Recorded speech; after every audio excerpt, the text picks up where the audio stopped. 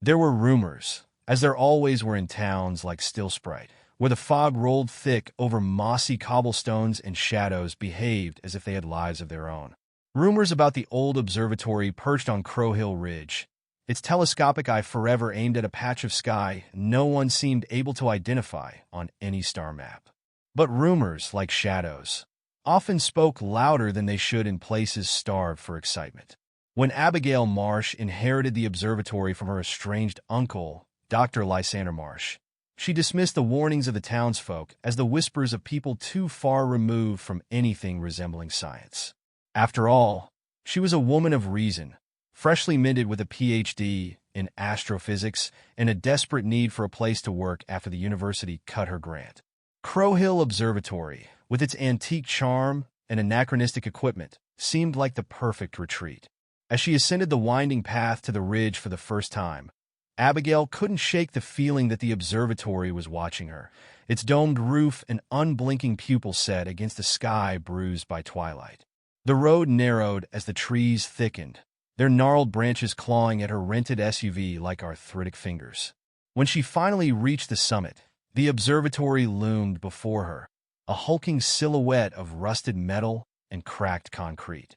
A weathered sign at the gate read, "Marsh Observatory, do not trespass." She scoffed, pushing the gate open. "You're trespassing on your own property, Abby," she muttered. The interior was worse than she'd expected. Dust caked every surface, and the air reeked of mildew and old paper. Piles of books and journals littered the floor like the aftermath of a literary tornado, their spines cracked and their pages yellowed. The control room, dominated by a massive console bristling with dials and levers, looked more at home in a Cold War bunker than an astronomical research station. She spent the first week cleaning and cataloging. Most of her uncle's notes were incomprehensible, filled with equations and diagrams that seemed to loop back on themselves like Mobius strips. One recurring phrase caught her eye, though: the hollow horizon. It appeared in the margins of notebooks, etched into the edges of star charts, even scratched into the underside of the console. Abigail chalked it up to her uncle's eccentricity until the night she powered up the telescope. The machinery groaned like an old man rising from a decades-long nap, its gears protesting every motion. The scope swiveled to its default position, the patch of sky her uncle had obsessively studied for years. At first, she saw nothing but stars. Then the stars blinked. It wasn't a trick of the lens or a fault in the optics. The stars themselves pulsed, synchronized like the beat of a cosmic heart. Abigail adjusted the focus, her fingers trembling. A shape emerged, a dark mass writhing against the backdrop of space, its edges shifting like oil on water.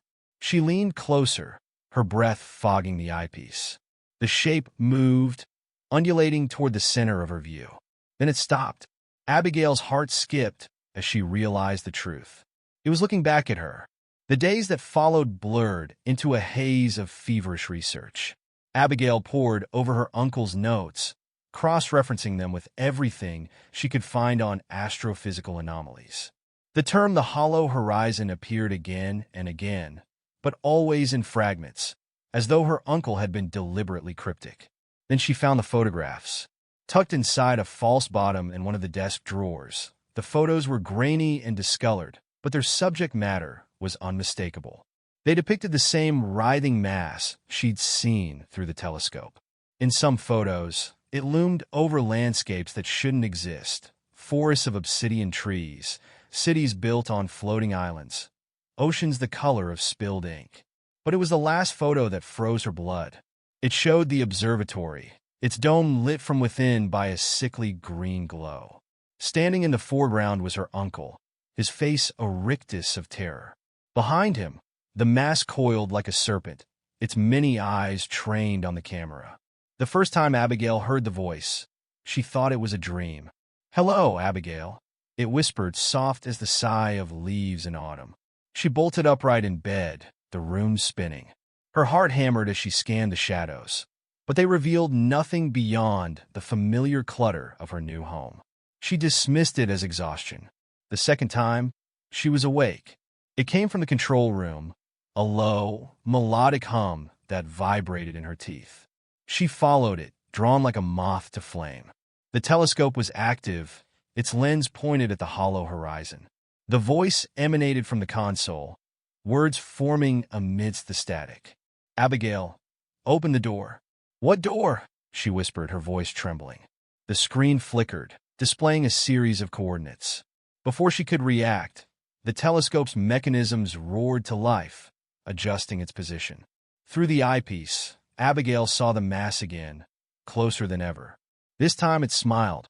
The nightmares began soon after.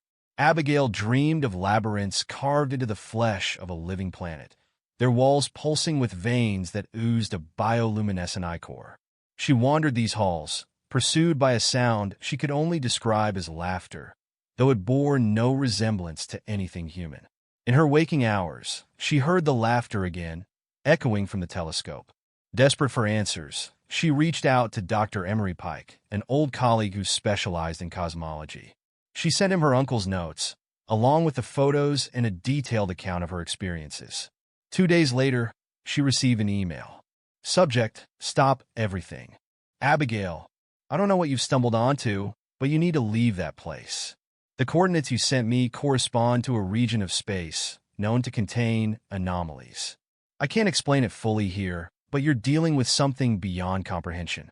Destroy the telescope. Burn the notes. Get out while you can." Emery. She didn't leave. By then, the observatory had become a part of her, its whispers and shadows entwined with her thoughts.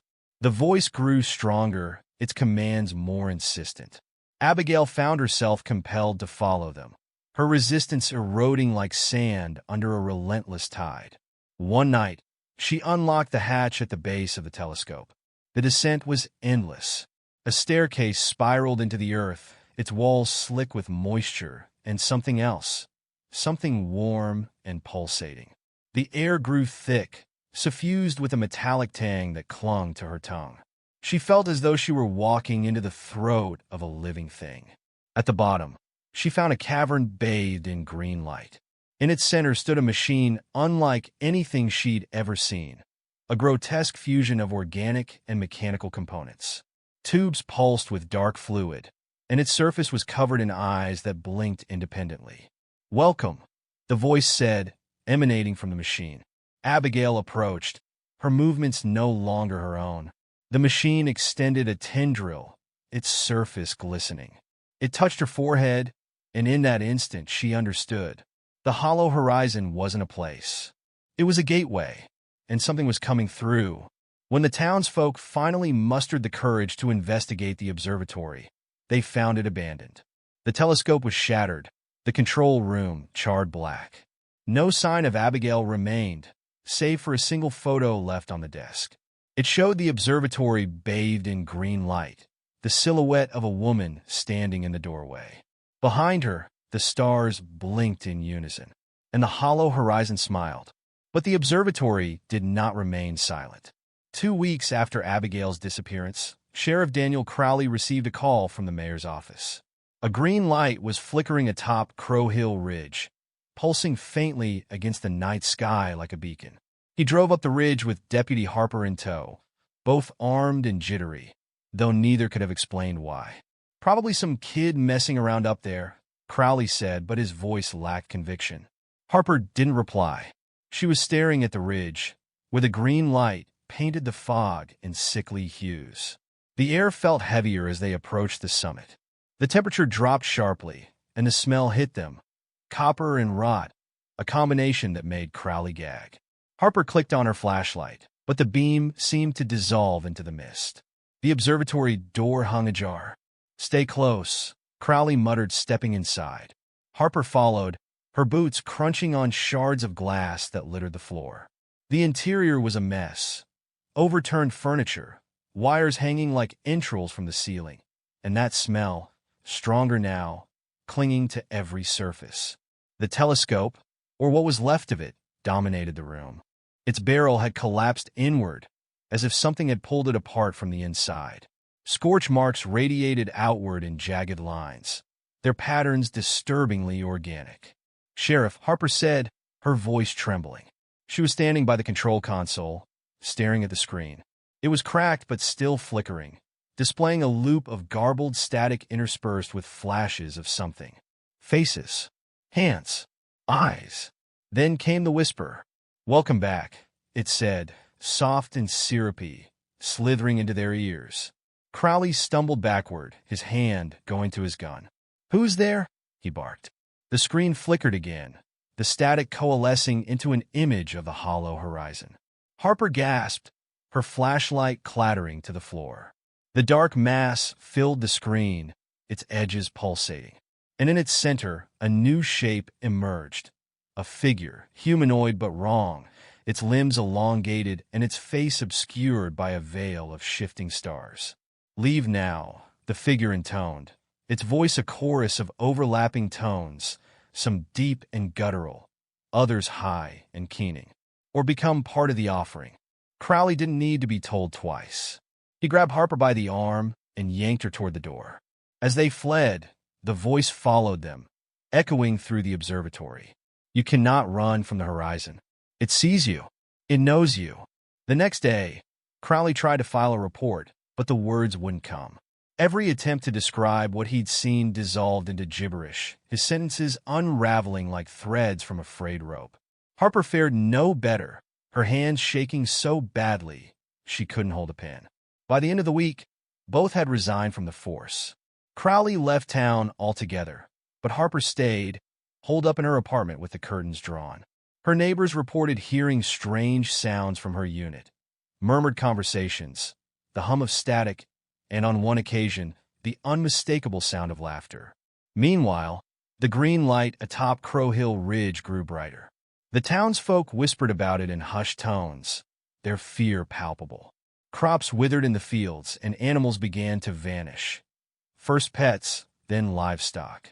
The sky over Stillspright darkened, even on clear days, and the stars seemed fewer, as though the heavens themselves were retreating. Then the dreams began. Nearly everyone in town reported the same nightmare, a labyrinth of flesh and light, filled with the sound of distant laughter. In the center of the maze stood the observatory, its dome pulsing like a heartbeat. And from its doorway emerged a figure cloaked in shadow, its face obscured, but its presence unmistakable. Abigail Marsh. By the time the first disappearance occurred, the town was already unraveling. It was Jacob Harlan, the local grocer, who vanished first. His wife found the door to their house wide open, a trail of muddy footprints leading out into the woods.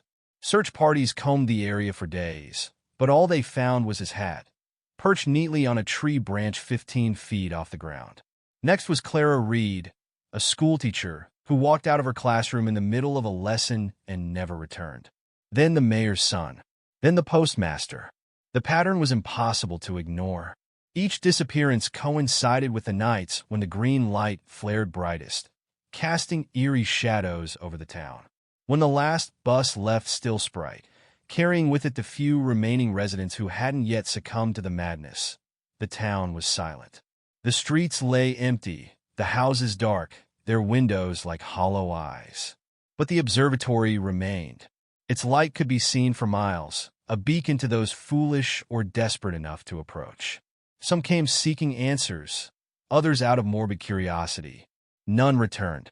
Years passed, and Stillspright faded from memory, a ghost town swallowed by the forest. The observatory stood as its only monument, a relic of something best forgotten. But the hollow horizon was patient. It waited, its laughter echoing across the void, a sound that grew louder with every passing year. And somewhere, in a labyrinth of flesh and light, Abigail Marsh smiled. Decades after Stillspright was abandoned, its existence had been reduced to the kind of local folklore told around campfires, the details shifting with each retelling. The town swallowed by the stars, some said. Others spoke of the cursed observatory, where a mad scientist had opened a door to hell. For most, it was a tale to frighten children. For others, it was a challenge. Enter Marcus Sloan, self-styled paranormal investigator and professional skeptic. His online channel, Truth Dissector, was a hodgepodge of debunking ghost stories, chasing UFO sightings, and the occasional cryptid hunt. When he stumbled upon a forum thread discussing Stillspright and its ominous observatory, he knew he'd found his next project. "This is gold," Marcus said, scrolling through grainy photos of the abandoned town. He adjusted his camera, ensuring his reflection in the screen looked appropriately intrigued. Green lights, mass disappearances, even whispers of alternate dimensions. This might just be the urban legend to top all urban legends. His plan was simple. Go to the ridge, spend the night, and livestream the whole thing. The journey to Stillspright was uneventful at first. The road leading to the town was overgrown, but still navigable. Marcus drove with one hand on the wheel and the other holding his phone, narrating for his audience. "All right, truth dissectors, we're approaching the ghost town of Stillspright. Population, 0. Last confirmed resident left, what, 30 years ago?" He paused for dramatic effect. "But tonight it won't be empty. Yours truly is going to get to the bottom of this green light mystery." He reached the outskirts of town by dusk. The buildings were in worse shape than he'd expected, their roofs sagging and their walls cloaked in ivy. Windows gaped like empty eye sockets, and the air carried a faint metallic tang. "Creepy vibes?" "Check," Marcus said, panning the camera around. But no signs of life or death yet. As night fell, he made his way up Crow Hill Ridge.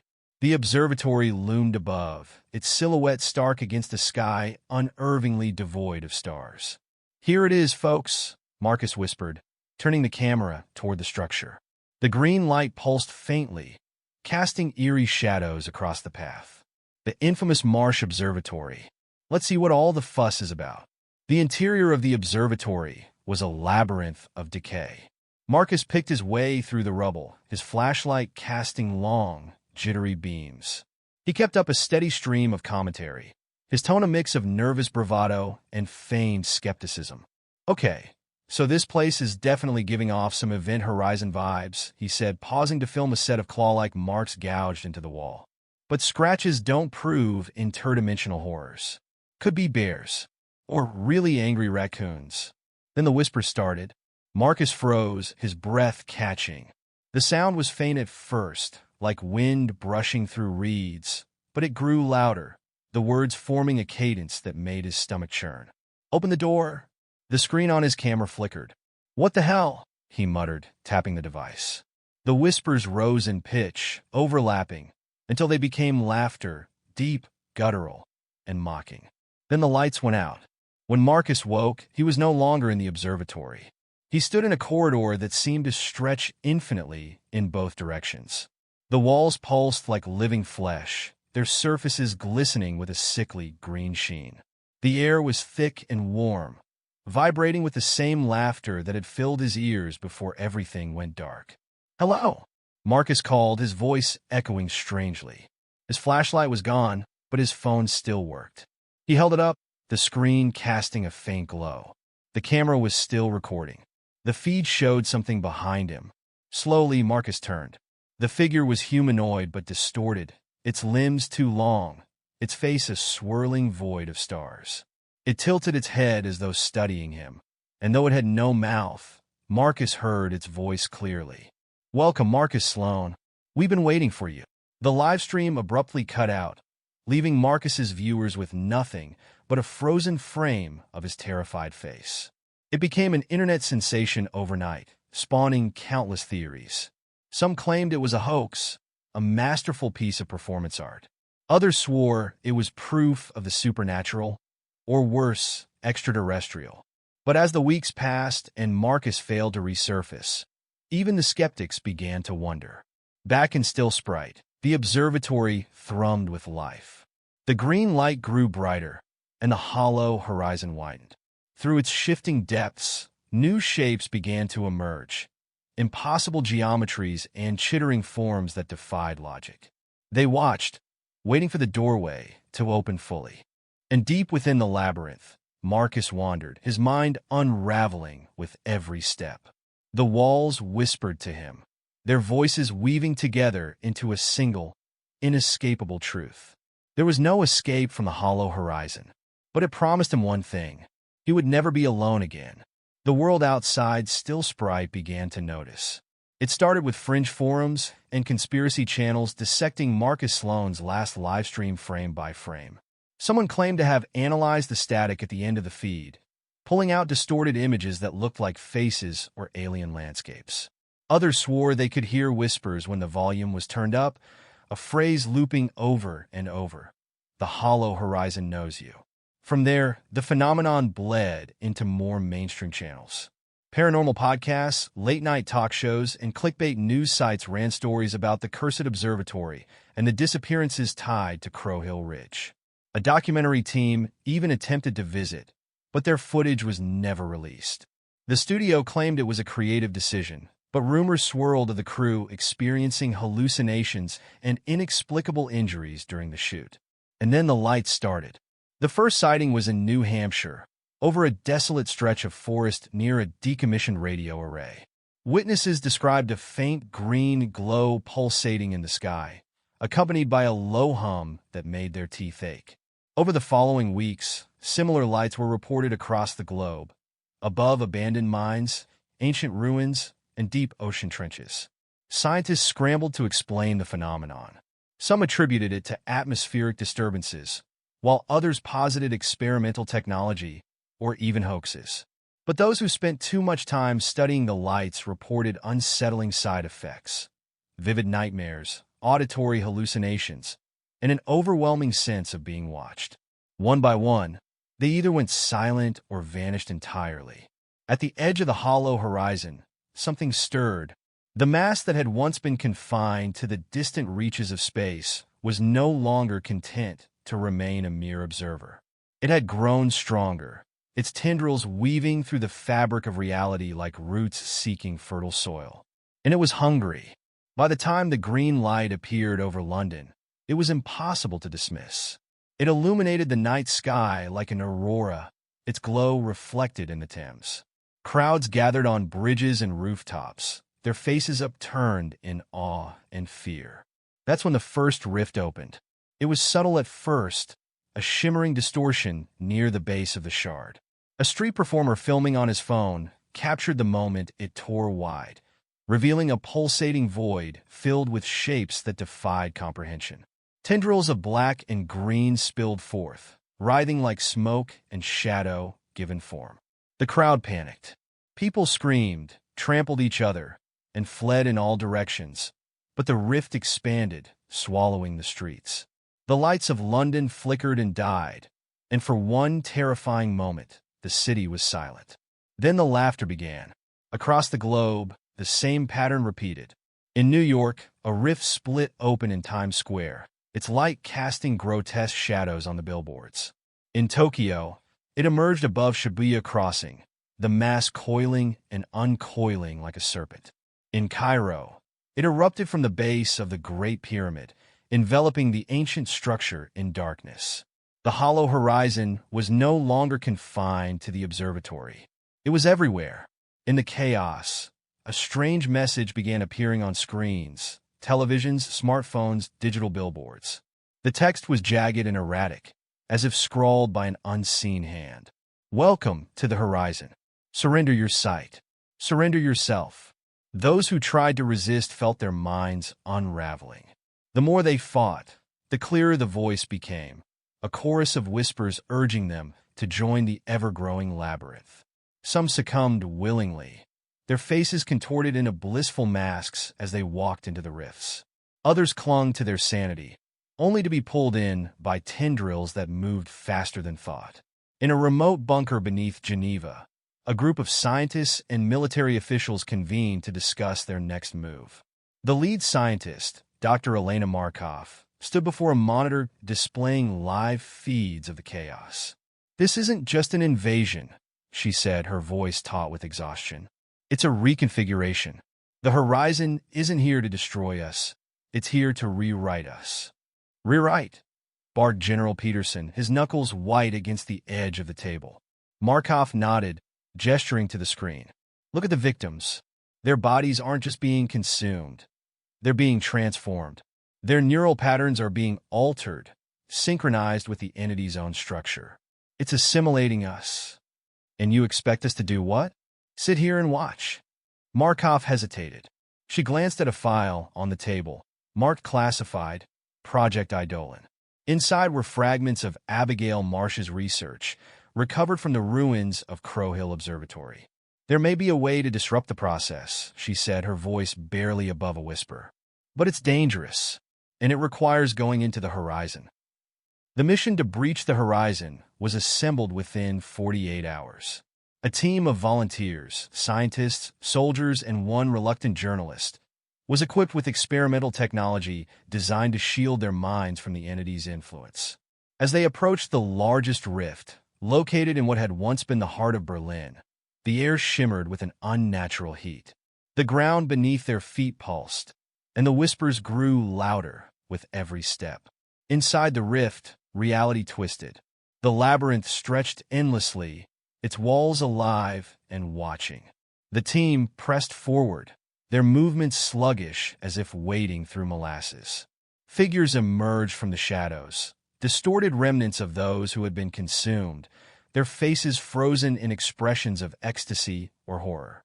At the center of the labyrinth, they found her. Abigail Marsh stood before the hollow horizon, her body translucent, her veins glowing with green light. She turned to face them, her eyes empty voids. "You shouldn't have come," she said, her voice resonating with the weight of the cosmos. Markov stepped forward. "Abigail, you can stop this. You started it, but you can end it too." Abigail tilted her head, as though considering the words. "I can't stop what I've become. The horizon is me now." Markov raised a device, a pulsating sphere of energy designed to disrupt the horizon's connection. Abigail's expression flickered, a hint of something human breaking through the alien facade. "Do it," she whispered. When the device activated, the labyrinth screamed. The walls convulsed, the shadows shrieked, and the mass at the center of the horizon writhed in agony. The rifts began to collapse, their light dimming. One by one, the tendrils retreated, and the figures trapped within the labyrinth dissolved into ash. Abigail smiled as her form disintegrated, her final words echoing in the void. "Tell them, I tried." The rifts were gone, but the scars remained. The world rebuilt slowly, haunted by what it had seen. Whispers of the hollow horizon persisted in the corners of the internet, where people claimed to hear laughter in the static of old recordings. And in the ruins of Crow Hill Observatory, a faint green light flickered, waiting. The collapse of the hollow horizon didn't end the terror, it only altered it. In the weeks following the rift's closure, people around the globe began to experience unsettling phenomena. Flickers of green light in their peripheral vision, disembodied laughter emanating from radios, and dreams of the labyrinth that grew more vivid with each passing night. In these dreams, the labyrinth was no longer collapsing. It was expanding. Among those who survived the mission into the horizon, only Dr. Elena Markov remained intact, or so she thought. She was debriefed for weeks, her accounts dissected by intelligence agencies and academic institutions. They treated her like a relic, a living artifact from an event they couldn't fully comprehend. Her memories of the mission were fragmented, as though parts of her mind had been left behind in the labyrinth. But one thing remained clear. Abigail Marsh's final smile wasn't one of triumph. It was a warning. Markov returned to her lab in Geneva, but the work felt hollow. The world had moved on, rebuilding itself in the shadow of a catastrophe it refused to acknowledge. Governments suppressed information about the horizon, labeling it a classified anomaly. But Markov knew it wasn't over. It began subtly. She would see patterns in the static of her monitors, shapes that seemed familiar but slipped away when she tried to focus on them. Her colleagues dismissed it as post-traumatic stress, but Markov knew better. She started hearing whispers in the silence, their words unintelligible but laced with a terrible familiarity. And then came the dreams. Each night, she found herself back in the labyrinth, its walls pulsating with that sickly green glow. The shapes within the horizon had changed. They were sharper now, more defined, and they were watching her. In the distance, she could hear Abigail's laughter, fractured and distorted, looping endlessly. The dreams weren't confined to Markov. Reports began trickling in from across the globe. People who had never been near a rift described eerily similar nightmares. Vast corridors of flesh and light, and the unmistakable presence of the horizon. Even more alarming were the sightings. In small towns and remote regions, people began disappearing again. Witnesses reported seeing green lights in the sky, followed by the sudden appearance of strange, shimmering voids. These were not the massive rifts of the initial event, but smaller, more insidious breaches that seemed to target specific individuals. Those who vanished didn't return, but sometimes their laughter echoed through the places they'd left behind. Desperate for answers, Markov began reassembling what remained of Project Eidolon. The original team was scattered, some institutionalized, others missing, but she managed to track down a few. Together, they pored over Abigail's notes and the remnants of her uncle's research, looking for any clue that might explain why the horizon persisted. What they found chilled them. Abigail had theorized that the horizon wasn't just a gateway, but a living entity, one that existed outside conventional space and time. Its purpose was not to invade, but to spread, to seed itself into new realities by merging with the minds it touched. Markov's dreams, the global nightmares, the laughter, they were all symptoms of this infection. The horizon wasn't gone. It was inside them. As the breaches multiplied, so did the chaos. Entire communities disappeared overnight, swallowed by voids that left behind only eerie silence. Governments scrambled to contain the phenomenon, but their efforts were futile. The horizon was no longer bound by physical constraints. It was in the airwaves, the electrical grids, the very fabric of human consciousness. Markov realized that direct confrontation was impossible. The horizon couldn't be destroyed because it wasn't truly here. It was a reflection, a projection of something far larger, like the shadow of a colossus stretching across dimensions. But shadows, she thought, could be redirected. The plan was as audacious as it was desperate. Using a modified version of the technology that had closed the original rifts, Markov and her team aimed to create a controlled breach, one large enough to draw the horizon's attention. By luring it into a single point, they hoped to collapse its connection to this reality, severing its influence before it could fully manifest. The site they chose was Crow Hill Ridge. The observatory was barely standing when they arrived. Time and nature had reduced it to a skeletal shell, but the green light still flickered faintly within, as though waiting for them. As they set up their equipment, Markov couldn't shake the feeling that they were being watched. The shadows seemed to move on their own, and the air was thick with a sense of anticipation. Finally, the breach was activated. The green light erupted into a blinding cascade, and the air split open with a deafening roar. The breach expanded, its edges writhing like a living thing. For a moment, Markov thought the plan had worked. The horizon seemed to retreat, its tendrils drawn toward the breach like moths to a flame. But then it fought back. The breach pulsed violently, sending shockwaves through the air. The team scrambled to stabilize the equipment, but it was too late. The horizon surged forward, consuming the breach and everything around it.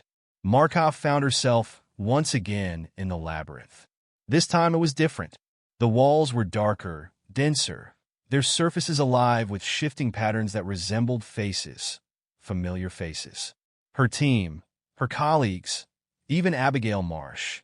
They were all there, their features distorted but recognizable. "Why did you bring us back?" Abigail's voice echoed, disembodied and accusatory. "I didn't," Markov began, but the words caught in her throat. Abigail stepped forward, her translucent form flickering.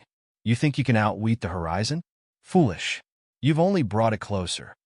The walls convulsed, and Markov realized with horror that the labyrinth wasn't just alive. It was feeding.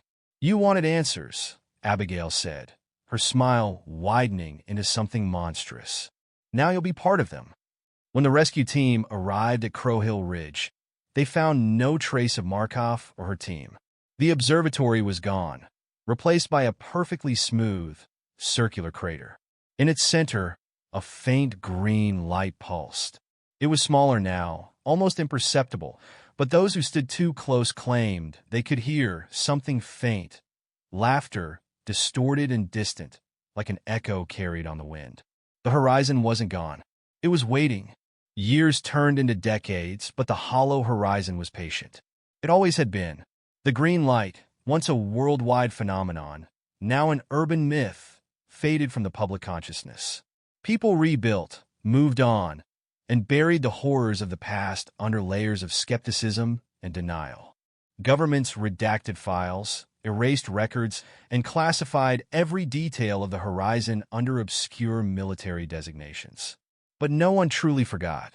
In the quiet moments between waking and sleep, when the mind drifted into vulnerable spaces, people still dreamed of the labyrinth. They still heard whispers in the static of their radios, fleeting and unintelligible, but filled with an unmistakable sense of malice. And the light, though diminished, never went out. In 2067, a research team from the European Institute of Anomalous Phenomena, EIP, began cataloging residual phenomena of the Horizon event. They weren't supposed to know it as that, of course. Officially, the Horizon had no name. But the lead researcher, Dr. Callum Vex, had spent his life chasing what others dismissed. The team's focus was an underground bunker in the Swiss Alps, where the last known fragment of Dr. Elena Markov's research had been recovered. The bunker had been abandoned for years, its contents preserved by the frigid climate. What they found was startling. Audio logs of Markov speaking in languages no one recognized. A series of equations that looped infinitely, generating patterns eerily similar to the architecture of the labyrinth. A sealed container labeled Subject 0, Marsh artifact.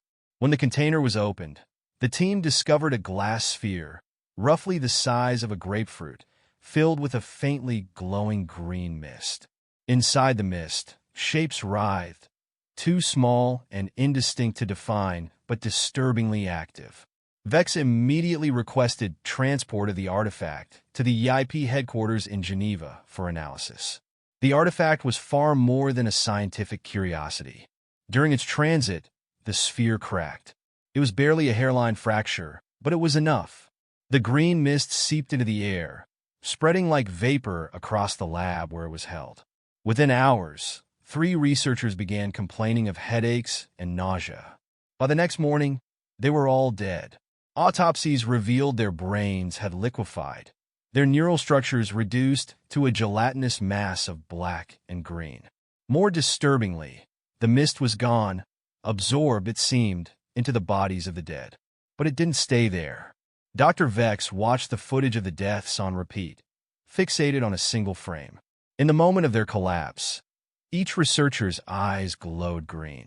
For a fraction of a second, their faces contorted into expressions of blissful surrender before they hit the ground.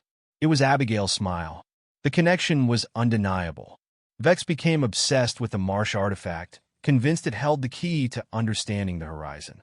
Against the recommendations of his peers, he launched a series of experiments designed to replicate the conditions of the original breaches. It didn't take long for the horizon to respond. The first breach was small, a distortion no larger than a basketball, but it was enough. Through the shimmering void, they saw glimpses of the labyrinth, its walls darker, its corridors more chaotic. The shapes within it had multiplied, and they were no longer passive observers. One of the researchers reached too close. A tendril shot out, wrapping around her wrist. Before anyone could react, she was pulled through, her screams echoing long after the breach collapsed. But the breach didn't close entirely. Within weeks, the breaches multiplied.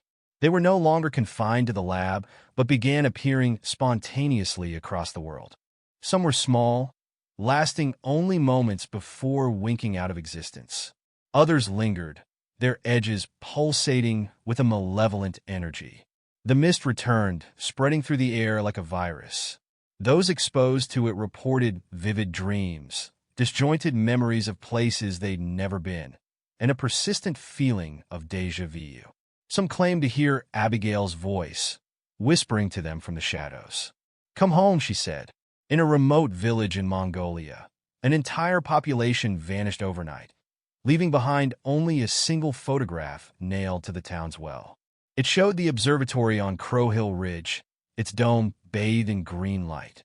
In Sao Paulo, a subway train emerged from a breach after vanishing 10 years earlier. The passengers were still alive but unrecognizable, mutated forms with elongated limbs and eyes that glowed like embers. In New York, the Statue of Liberty's torch burned green for an entire night. Those who looked directly at it claimed they saw the stars blink in unison, spelling out a message they couldn't recall but felt compelled to obey. Vex realized too late what had happened. The Marsh artifact hadn't just opened the door. It had laid the foundation for the horizon to rebuild itself. The labyrinth wasn't just in another dimension anymore. It was here, growing, feeding, and preparing to consume everything. In his final report, Vex wrote, "The horizon is no longer an event or a place. It is a process, a state of being. It does not conquer, it integrates. And once it begins, there is no stopping it." The report ended with a single phrase, scrawled in the margins. "The light is eternal." The last known sighting of Vex occurred in Geneva, where he was seen walking into a shimmering breach that appeared in the middle of the city square. Witnesses said he didn't struggle or resist. He simply smiled and stepped through. As the breach collapsed, a faint sound echoed across the square. Laughter. By the year 2100, the hollow horizon was no longer a mystery. It was a fact of life, a silent and inevitable force woven into the fabric of reality. Green lights dotted the skies like stars, and the air thrummed with the faint hum of a labyrinth too vast to comprehend. Humanity didn't fight it anymore. They embraced it. And in the labyrinth, Abigail Marsh stood at the center, her form radiant, her voice infinite. "Welcome home," she said.